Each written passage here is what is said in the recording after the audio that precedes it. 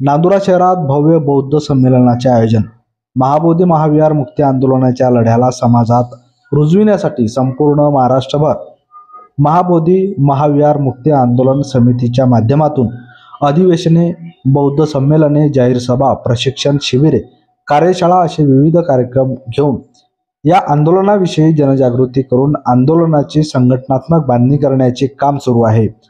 या आंदोलनाविषयी जागृती होऊन इतरांना जागृत करण्यासाठी नांदुरा शहरात भव्य बौद्ध संमेलनाचे आयोजन आज 12 ऑक्टोबर रोजी छत्रपती शिवाजी महाराज नगर परिषद टाउन हॉलमध्ये करण्यात आले।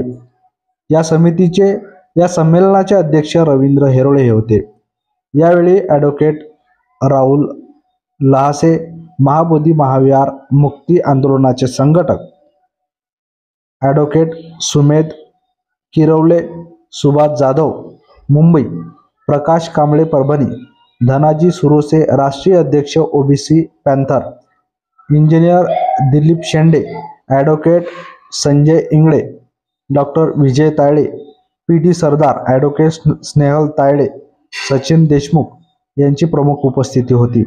यावेळी भंते संगपालजी यांनी त्रिचरण पंचशील देऊन या कार्यक्रमाची सुरुवात केली, तर या कार्यक्रमाला मुख्य समन्वयक मुंबई विभाग राजेश पवार यांनी मार्गदर्शन केले।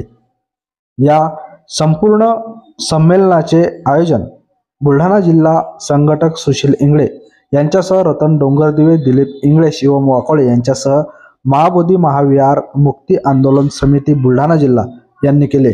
यावेळी परिसरातील शेकडो धम्मबांधव मोठ्या संख्येने उपस्थित होते।